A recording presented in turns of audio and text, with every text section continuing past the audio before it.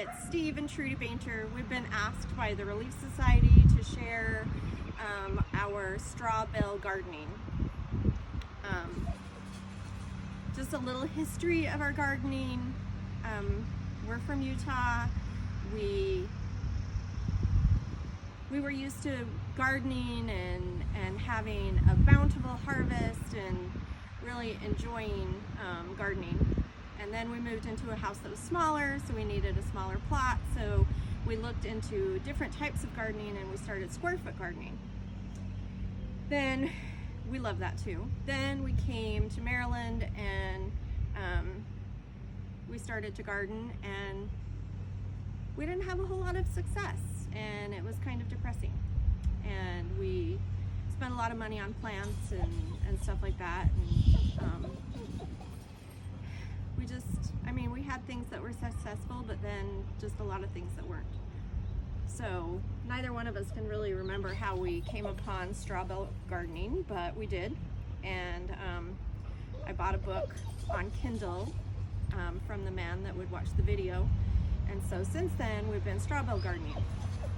And we've found much more success in Maryland using straw bales because we don't have to use this wonderful weed-laden soil that Maryland seems to be known for. You feeling comfortable yet?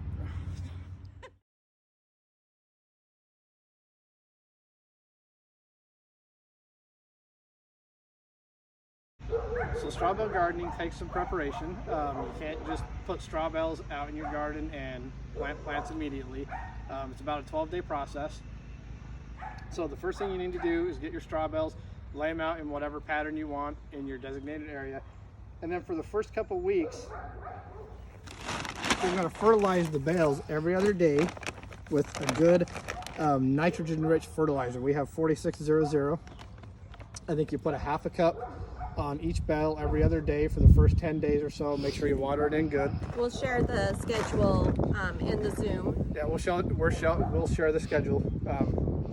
And then the last couple days, last 3 or 4 days, I don't know exactly, you get some other fertilizer.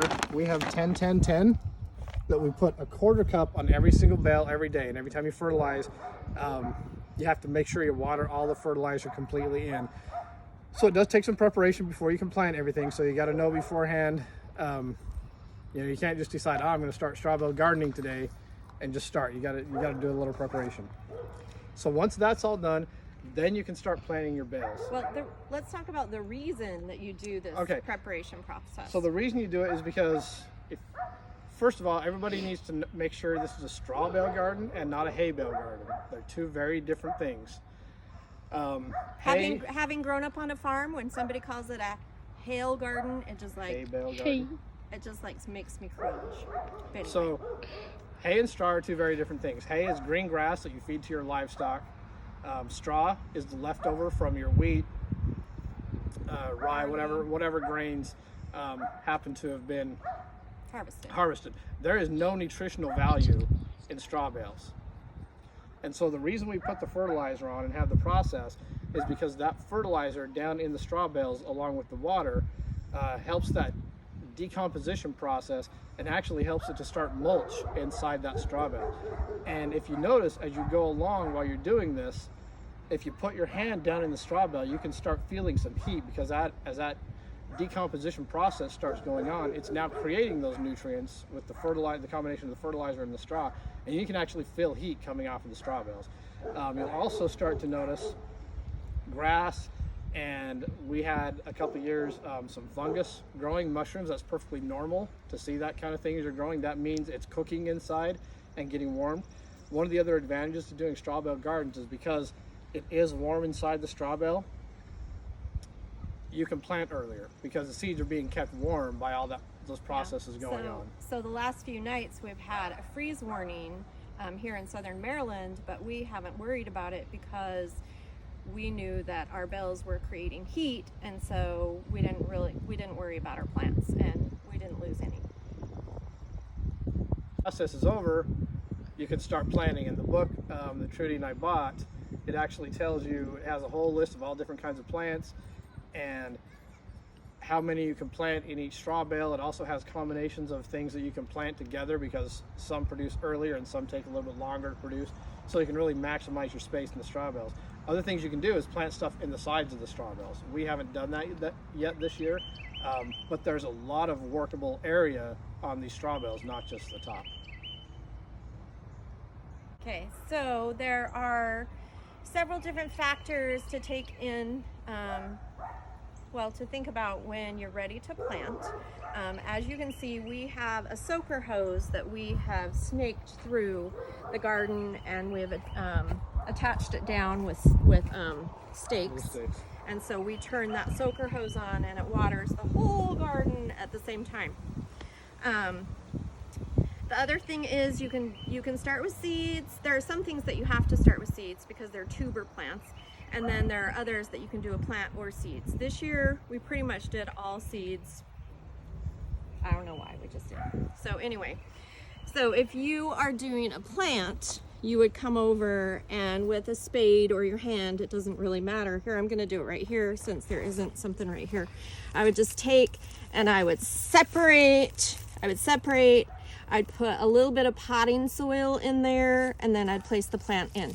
And you can see that here we have garlic growing. These are onions.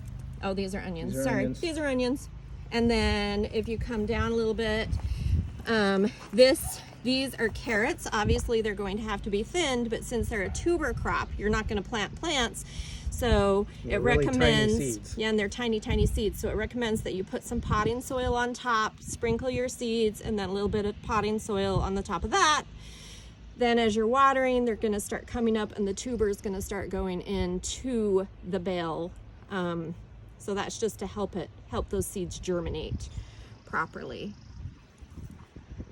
Okay, so on this row, we have several different plants. We also did some research because originally I was going to plant the beans next to the peas, but apparently they don't really like each other. You have to kind of separate those from one another. So there's all kinds of resources out on the internet that will help you with that.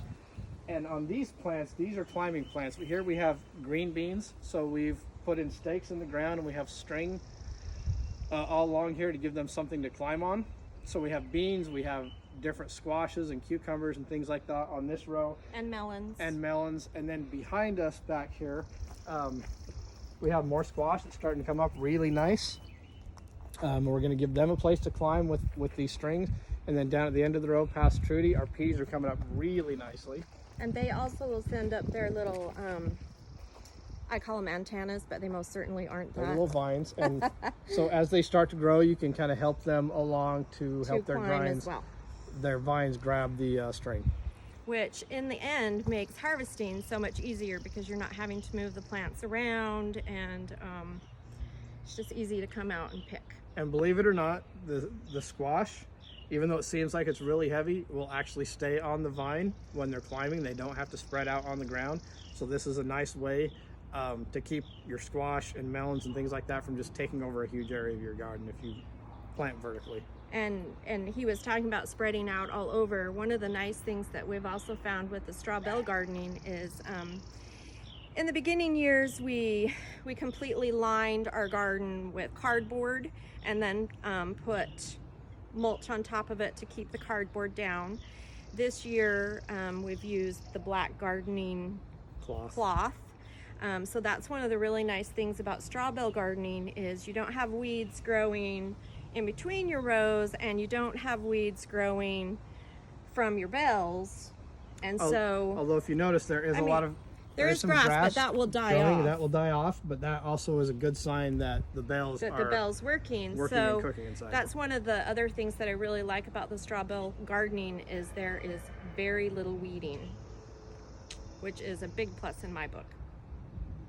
So if you want to know more, we are going to be setting up a Zoom, and you can come and join us and ask your questions on the Zoom. Thanks for listening. Hope to see you there with your questions. So one other thing we want to try this year is potatoes.